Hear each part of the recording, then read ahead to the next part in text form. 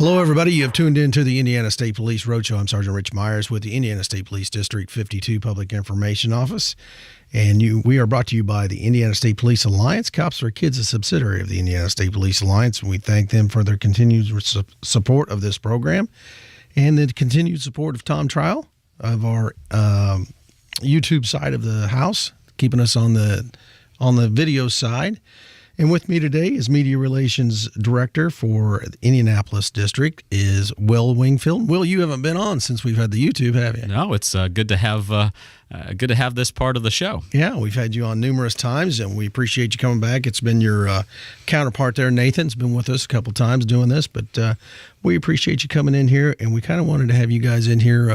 I've been noticing on the news you've got some new stuff coming up, and it's beginning to be the winter time of the season. We've had some threats of maybe some snow, but actually this year we've kind of had a good year, haven't we? Yeah, it's been unique. We've had a very colder than normal November and a warmer than normal December. But as you'll recall, when we had this awful winter last year, it was actually fairly mild in December, and then it just walloped us right that first week of January. So of course we're not we're still holding our breath at this point. And I did hear some news reports where they were talking to you the other day that people are the business that supplies salt, they're still behind. Yes. They've had an ongoing supply issue just since this past winter. Our prices have gone up about 57% across the state. Wow. And that's because we've had less competition, and generally speaking, there's less supply. So the longer that it can stay warm, the better that will be for all the governments across the Midwest in terms of their costs long term with salt. And then, of course, with the warmer weather too, even if it does get below freezing, it stays up near freezing. The brine's a good way to go too, isn't it? That's right. Because of that cold November that I mentioned earlier, we've already used nearly 800,000 gallons of salt brine this winter, and that's just as of early December. And that's, again, we'll talk to people that maybe are not aware of that, how the brine works. And you traditionally try to hit the ramps and the overpasses and things. Yeah, and one thing, we do get some feedback from our customers that, why are you spraying salt brine? It's above, freezing. Nothing's in the forecast. And that's exactly why we do it, because we can do this during normal business hours. If it doesn't rain, it'll stay on the roads, and winter precipitation can happen at any time. Right. There's a difference of just a few degrees between drizzle and freezing drizzle that causes major issues. So that's one of our insurance measures that we do on a routine basis throughout the winter. And we seem to find that on the bridges and overpasses, as people go over those, there's a difference. In the bridge and when they hit that, their car kind of gets upset and they lock up on the brakes and they're into the wall. So if you guys are spreading that, that's going to help us out a lot too. Yeah, and one of the things we encourage folks to do is to not change lanes on those ramps or bridges, because you may have solid conditions in the wheel wells, if you will, right, but it may be slick in between. So that's another piece of advice. How is NDOT? Are you ready? Are we ready to go? We are ready. Okay. Despite that increase in salt prices I mentioned for you, we already have most of what we would need on a regular basis, on an average winter. So it's not going to impact our level of service at all. We're preparing. We've had the storms around Christmas, and now we're sort of looking ahead to the new year and what that's going to bring for us. So we spent the whole summer hiring, getting our roads in better condition so that they don't have potholes during the winter, and doing what we can to prepare. Well, I saw something the other day that you guys got new in this area anyways. I think maybe it's been utilized other parts of Indiana, but something new to hit the snow with if we do get that level amount, and that's a tow plow. Yeah, this is kind of unique, and the reason we're talking about this is because it's going to require a bit of a change in what drivers have come to expect.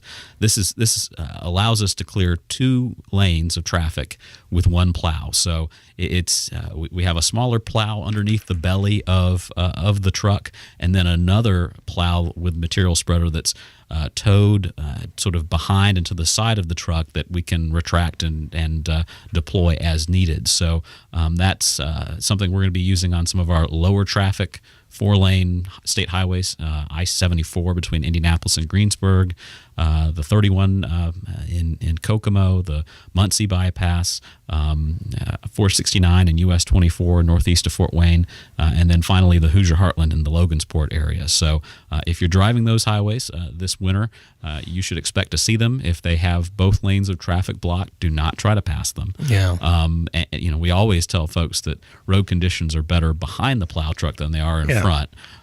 So hopefully people will just use that as a key to slow down, get to their destination safely. Now, describe this to me one more time. Is the traditional plow out in front of the truck?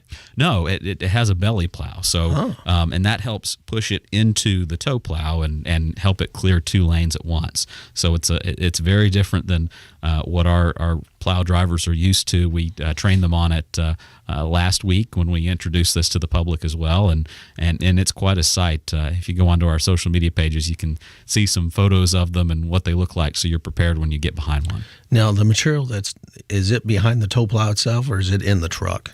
In both, actually. Okay. So it has a traditional bed in the truck with a material spreader that we use for salt on any of our other trucks. But then the tow plow itself has the ability to, it has another bed in it essentially that can distribute salt on the road and cover both of those lanes. So, and I'm sure you're looking at time savings as well as fuel consumption savings. Fuel.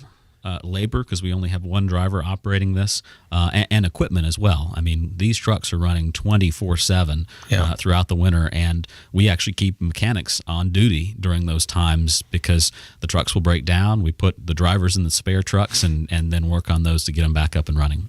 Where did this idea come from? Is it other states utilizing this? This came from Missouri. The inventor of this technology was helping to train us last week.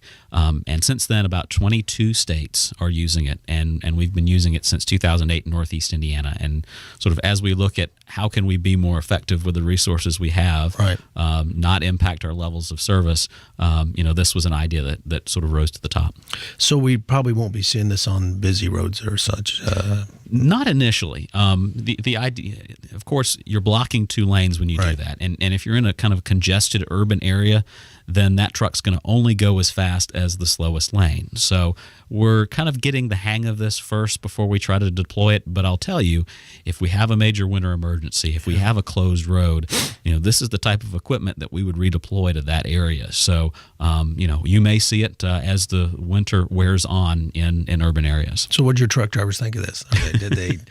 Is it something that they responded to and picked up very easily, or is this something that's going to take a little bit? Yeah, it requires a bit of change in what they're used to, because you're controlling a plow underneath your truck, you're controlling a plow to the side. It requires a lot more mental capacity to be able to keep all this going all at once. It's tough enough to drive in these conditions. So that's part of the other reason why I want them to get the hang of this before we put this into the middle of an urban environment. We have a lot of low traffic rural highways, such as the ones I mentioned, that this can really do some good for us. And again, that's something that we want to push out to drivers out there, is another good reason to give those drivers room to work. Yes, exactly. I mean, we often encounter throughout the winter that our plow trucks can't get through because the roads are packed.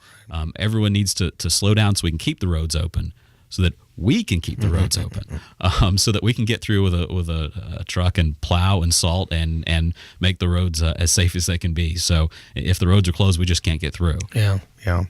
Well, again, you're listening to the Indiana State Police Roadshow, brought to you by the Indiana State Police Alliance and Cops for Kids, a subsidiary of the Indiana State Police Alliance. And I've got Will Wingfield from NDOT. He's a Media Relations Director for Indianapolis. We're talking about some of the snow and maybe the upcoming weather and some of the new equipment that they've got going.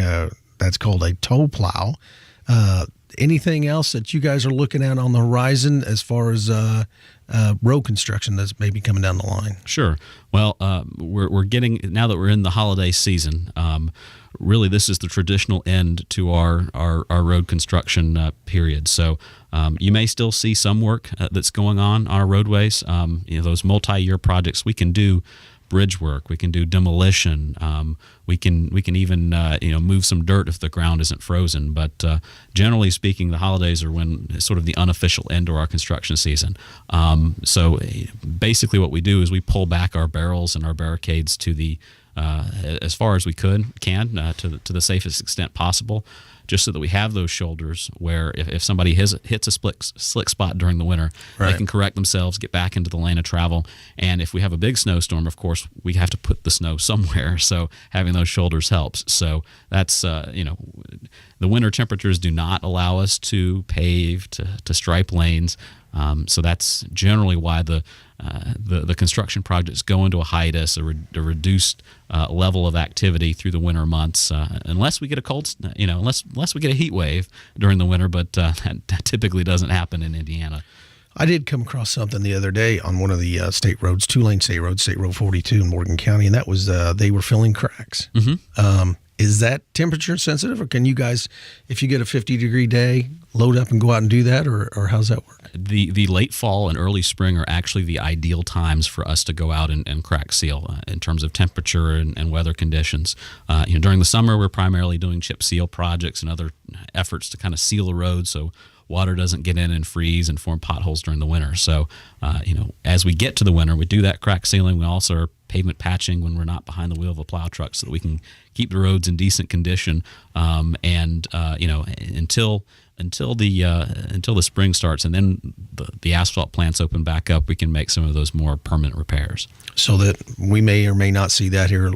We're probably going to be done with that for right now then, aren't they? Right. The asphalt plants have primarily closed once you hit the holidays, so we're using cold patch, which we go in and we may have to refill the same pothole multiple times during the winter until we get the asphalt plants opening back up and can do a more permanent patch.